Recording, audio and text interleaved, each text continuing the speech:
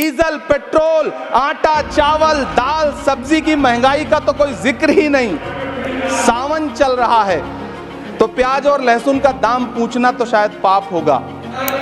मैंने तो यह भी सुना है कि वित्त मंत्री जी जो चीज खुद नहीं खाती हैं उसके दाम से उनका कोई लेना देना नहीं होता। इलेक्टोरल बॉन्ड खरीदने वालों के नाम छुपाने वाली सरकार इन दिनों आम के ठेला लगाने वालों के नाम जानना चाहती है। जनता ने 63 सीटें कम क्या कर दी, ये सरकार तो अमृतकाल का नाम लेना ही भूल गई। ये सभापति महोदय, लोग चीखते रहे, बच्चे बिलखते रहे, वसुधैव कुटुंबकम का नारा लगाने वाली सरकार इंसानों के घरौंदे उजाड़ कर जश्न मना रही है। सभापति, ऐसा लग रहा है जैसे वित्त मंत्री महोदया ने बजट नहीं तैयार किया है बल्कि प्रधानमंत्री जी की मन की बात का संकलन तैयार किया है। टूटा हुआ लश्कर का भरम देख रहे हैं, टूटा हुआ लश्कर का भरम देख रहे हैं और जिल्ले इलाही के करम देख रहे हैं। ताकत का नशा अक्ल पे हावी है तुम्हारी, तुम देख न पाओगे जो हम देख रहे हैं। श्री इमरान प्रतापगढ़ी। धन्यवाद सभापति महोदय, आपने मुझे आम बजट पर बोलने का मौका दिया।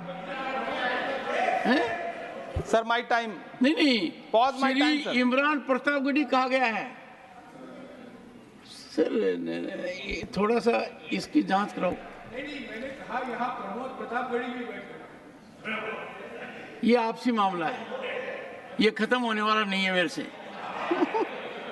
इसकी जड़ें बहुत गहरी गई हुई हैं, मैं रोज देखता हूँ ये जड़ें गहरी होती जाती हैं। इमरान प्रतापगढ़ी। धन्यवाद सभापति महोदय। 83 मिनट 71 बार थपथपाई गई मेज, 14,417 शब्दों का बजट भाषण और उस बजट में अपने लिए राहत तलाशती मिडिल क्लास की हैरत ज़दा आंखें। सभापति महोदय, मेरे हाथों में जो दस्तावेज है दरअसल ये देश के किसानों, गरीबों, मजदूरों की उम्मीदों का स्मारक है। ऐसा लग रहा है जैसे वित्त मंत्री महोदया ने बजट नहीं तैयार किया है बल्कि प्रधानमंत्री जी की मन की बात का संकलन तैयार किया है। टूटा हुआ लश्कर का भरम देख रहे हैं, टूटा हुआ लश्कर का भरम देख रहे हैं और जिल्ले इलाही के करम देख रहे हैं। ताकत का नशा अक्ल पे हावी है तुम्हारी, तुम देख न पाओगे जो हम देख रहे हैं। वित्त मंत्री महोदया ने इस बजट में महंगाई पर सिर्फ 10 शब्द बोला है। जिस देश में टमाटर 100 रुपए किलो बिक रहा हो। सभापति महोदय, मेरा टाइम पॉज करें और बार बार इंटरप्ट करने को या तो मना करें। हाँ बोले, कृपया बोले। सभापति महोदय, वित्त मंत्री महोदया ने इस बजट में महंगाई पर सिर्फ 10 शब्द बोले हैं। जिस देश में टमाटर 100 रुपए किलो बिक रहा हो उस देश की वित्त मंत्री के पास बजट में महंगाई पर बोलने के लिए सिर्फ 10 शब्द है। डीजल, पेट्रोल, आटा, चावल, दाल, सब्जी की महंगाई का तो कोई जिक्र ही नहीं। सावन चल रहा है तो प्याज और लहसुन का दाम पूछना तो शायद पाप होगा। मैंने तो यह भी सुना है कि वित्त मंत्री जी जो चीज खुद नहीं खाती हैं उसके दाम से उनका कोई लेना देना नहीं होता। लेकिन इस बार बजट पेश करने के लिए पार्लियामेंट आने से पहले वित्त मंत्री जी ने दही और चीनी खाई थी। अब तो उनसे यह पूछा जा ही सकता है कि उन्हें दही, दूध और चीनी का रेट तो इन दिनों पता ही होगा। क्या उसे सस्ता करवाएंगी या नहीं सस्ता करवाएंगी? अगर पता है तो कृपया सस्ता करवाइए, क्योंकि इसी चीनी ने अमेठी में एक मंत्री महोदया का राजनीतिक कैरियर कड़वा कर दिया। सभापति महोदय, अपने शीश महलों में बैठे हुए सरकार के सांसद और मंत्री कह रहे हैं कि महंगाई कम हो रही है। सभापति महोदय, अपने शीश महलों में बैठे हुए सरकार के सांसद और मंत्री कह रहे हैं कि महंगाई कम हो रही है। संसद की कैंटीन से बाहर निकल करके एक चाय का कप खरीदिए, तब समझ में आएगा कि महंगाई कम हो रही है या बढ़ रही है। किसी एक दिन अपनी किसी मजदूर की तरह अपनी दिन भर की दिहाड़ी लेकर के बाजार जाइए और अपने बच्चों के लिए राशन खरीदिए, तब पता चलेगा कि महंगाई कम हो रही है या नहीं हो रही है। यहां बैठ करके बड़ी बड़ी बातें करना आसान है। ये चूनर धानी धानी भूल जाते, ये पुरवा की रवानी भूल जाते, जो आकर 4 दिन गांव में रहते तो सारी लंतरानी भूल जाते। सभापति महोदय, इलेक्टोरल बॉन्ड खरीदने के नाम छुपाने वाली सरकार, इलेक्टोरल बॉन्ड खरीदने वालों के नाम छुपाने वाली सरकार इन दिनों आम के ठेला लगाने वालों के नाम जानना चाहती है। मुझे तो होटलों, ढाबों या आम के ठेलों पर नेम प्लेट लगवाने वालों से पूछना है कि कभी खून की बोतल पर देखा है किसी का नाम लिखा हुआ?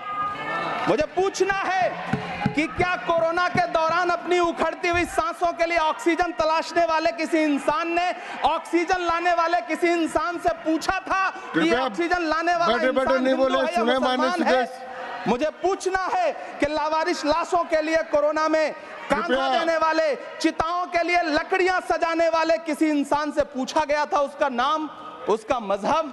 लेकिन इन दिनों पूछा जा रहा है। सभापति महोदय, अफसोस देश के प्रधानमंत्री जी ने कभी न टूटने वाली चुप्पी ओढ़ ली है।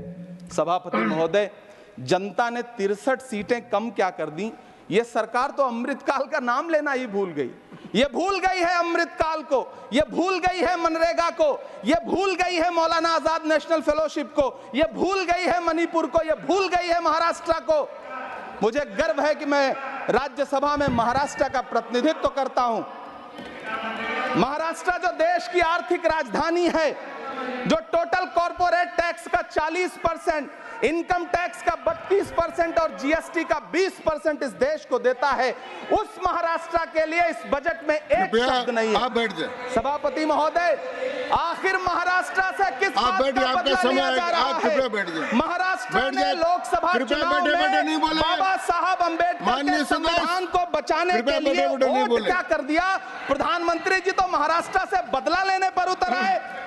अब तो शायद उन्हें याद भी ना हो यवतमाल का वो दाभड़ी गांव जहां 20 मार्च 2014 को वो किसानों के साथ चाय पर चर्चा करने गए थे और उनकी किस्मत बदलने के सपने दिखाए थे। उसी यवतमाल में पिछले 6 महीने में 132 किसानों ने आत्महत्या की है। सभापति महोदय, महाराष्ट्र में हर महीने 209 किसान आत्महत्या कर रहे हैं। राज्य सरकार द्वारा सौंपा गया आंकड़ा बताता है कि 1 जनवरी से 31 मई के बीच 1046 किसानों ने आत्महत्या की है। लेकिन अफसोस, इस बजट में महाराष्ट्र के किसानों के लिए कुछ भी नहीं है। किसानों से चिढ़ी हुई सरकार ने बजट में किसानों के एमएसपी की लीगल गारंटी नहीं दी। लेकिन याद रखिएगा, जो किसान का नहीं वो हिंदुस्तान का नहीं। सभापति महोदय, मुझे वित्त मंत्री जी से पूछना है कि वो जो कुछ साल पहले 100 स्मार्ट सिटी बनाने का ढोल पीटा गया था, सुना है उस ढोल में पानी भर गया है, इसीलिए आपने उसका नाम बदल करके सिटीज ऑफ ग्रोथ हब्स रख दिया है। अच्छा है, नाम बदलने का खेल खेलते रहिए। आपकी कई सरकारें तो इसी वजह से चल रही हैं। इस सरकार को पढ़े लिखे लोगों से दिक्कत है सभापति महोदय, इसीलिए इस सरकार ने यूजीसी का बजट 66% कम कर दिया है। वाह री सरकार। सभापति महोदय, मैं वित्त मंत्री जी के संज्ञान में लाना चाहता हूं कि किशनगंज में एएमयू सेंटर के पास 224 एकड़ जमीन है। यूपीए सरकार ने सोनिया गांधी जी की अगुवाई में 136 करोड़ रुपए एएमयू किशनगंज सेंटर के लिए सेक्शन किए थे। लेकिन आपकी सरकार ने पिछले 10 साल में उस 136 करोड़ में से सिर्फ 10 करोड़ रुपया रिलीज किया है। 1.5 करोड़ की आबादी वाला सीमांचल बेहतर शिक्षा के लिए उस सेंटर की बाट जोह रहा है। मेरा आपसे सवाल है कि इस सेंटर का बाकी पैसा आप कब रिलीज करेंगे? मुझे उम्मीद है वित्त मंत्री महोदया जवाब जरूर देंगी। सीमांचल उसी बिहार में आता है जिसकी बैसाखी के सहारे आपकी सरकार चल रही है। वहां के लोगों को एम्स की जरूरत है। महानंदा और कोसी से होने वाली बाढ़ की तबाही को रोकने के लिए बांध बनाइए, सीमांचल के साथ सौतेला व्यवहार बंद करिए। इकोनॉमिक कॉरिडोर बनाने से किसी राज्य का विकास नहीं होगा, विकास होगा स्वास्थ्य और शिक्षा के बुनियादी मुद्दों के लिए बजट देने पर। सभापति महोदय, एक तरफ तो इस बजट में पीएम आवास योजना के तहत 3 करोड़ अतिरिक्त मकान देने की घोषणा है और दूसरी तरफ लखनऊ के अकबर नगर में 1280 वो मकान हैं जिन्हें रिवर फ्रंट बनाने के नाम पे बुलडोजर से जमींदोज कर दिया गया। सभापति महोदय, लोग चीखते रहे, बच्चे बिलखते रहे, वसुधैव कुटुंबकम का नारा लगाने वाली सरकार इंसानों के घरौंदे उजाड़ कर जश्न मना रही है। सभापति महोदय, मेरा बहुत भावुकता के साथ देश के प्रधानमंत्री से सवाल है कि इन उजड़ते हुए मकानों और बेघर होते हुए घरों को देख करके आपको नींद कैसे आती है, आप सो कैसे पाते हैं? मेरा सवाल है इस देश के प्रधानमंत्री से, या तो लोगों के घरौंदे उजाड़ना बंद करिए या फिर करोड़ों मकान बनाने की झूठी घोषणाएं करना बंद करिए। यह बजट झूठ का पुलिंदा है, यह बजट आपके पिछले साल के बजट का कट कॉपी पेस्ट है, यह बजट हमारे चुनावी घोषणा पत्र की नकल करने की एक बेईमान कोशिश है। लेकिन कहावत है ना कि नकल के लिए भी अकल चाहिए। मेरे हाथ में एक तरफ न्याय पत्र है जो हमारा है और दूसरी तरफ अन्याय पत्र है जो आपका है। इस सरकार को आलोचना सुनने की आदत नहीं है सभापति महोदय। जब आप इनसे सवाल पूछिए तो ये कहते हैं कि आप बताइए 70 साल में आपने क्या किया है। मैं तो इस सदन में कहना चाहता हूं सभापति महोदय कि हमसे 70 साल का हिसाब मांगने वालों, जो सरकार अपना चलाया हुआ 2000 का नोट 7 साल नहीं चला सकी, वो हमसे 70 साल का हिसाब मांगती है। सभापति महोदय, मैं अंत में आपसे यह कहना चाहता हूं, यह बजट बैसाखी पर टिकी हुई सरकार का कुर्सी बचाओ बजट है। इस बजट में राज्यों के साथ, किसानों के साथ, नौजवानों के साथ, महिलाओं के साथ, देश के मिडिल क्लास के साथ अन्याय किया गया है और इस अन्याय का खामियाजा आपको महाराष्ट्र, हरियाणा और झारखंड के चुनाव में भुगतना पड़ेगा। सभापति महोदय, इस सरकार ने नोटबंदी लगाकर देश की आम जनता की पूंजी छीन ली, बैठे नहीं बोले, टैक्स लगा करके छोटे व्यापारियों के कारोबार छीन लिए, पेपर लीक करवा करके युवाओं की आंखों से नौकरी के सपने छीन लिए, अग्निवीर लाकर देश के जवानों की उम्मीदें छीन ली, बुलडोजर लगाकर लोगों के आशियाने छीन लिए, महंगाई लाकर देश की जनता की थाली से निवाले छीन लिए और नारा लगाया कि हम तो सेवक हैं, 18-18 घंटे काम करते हैं। इन्हीं लोगों के लिए किसी ने शेर कहा है कि जो सच और झूठ में दूरी है वो दूरी समझते हैं। सियासी हाकिमों की हम भी मजबूरी समझते हैं, वो अपना हक समझते हैं निवाला छीन लेने को। डकैती को बहुत से लोग मजदूरी समझते हैं। हमें पता है कि कैसी मजदूरी की जा रही है। सभापति महोदय, मैं यहाँ खड़ा होकर के अंत में आपसे कहना चाहता हूँ कि इस बजट में तमाम राज्यों के साथ अन्याय किया गया है, इस बजट में युवाओं के साथ अन्याय किया गया है, महिलाओं के साथ अन्याय किया गया है और खास तौर से महाराष्ट्र के लिए कुछ नहीं रखा गया है। महाराष्ट्र बाढ़ से जूझ रहा है, पानी बरसने से वहां 1500 से ज्यादा लोग मारे गए हैं। उस शहर को, उस राज्य को 4000 करोड़ के पैकेज की जरूरत है ताकि जो फसलें बर्बाद हुई हैं लोगों को राहत दी जा सकी। लेकिन अफसोस, इस बजट में महाराष्ट्र के लिए ऐसा कुछ भी नहीं है। मैं आखिर में यह कहना चाहता हूं कि पिछले 7 दिन से इस बजट का बड़ा ढिंढोरा पीटा जा रहा है, इसे महान बताया जा रहा है, लेकिन कौन महान बता रहा है?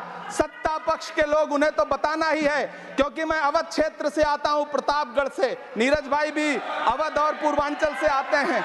वहां एक कहावत है कि बिटिया की तारीफ किसने की? बिटिया की महतारी ने, यानी कि बेटी की प्रशंसा किसने की? मां ने। तो इस बजट की तारीफ सत्ता पक्ष करे तो करेगा ही, लेकिन विपक्ष के एक भी सांसद से आप पूछिए कि क्या उसके राज्य को कुछ मिला है, तो वो ये कहेगा कि नहीं, कुछ भी नहीं मिला है। बहुत बहुत धन्यवाद सभापति महोदय, मुझे आम बजट पर अपनी राय रखने के लिए। धन्यवाद।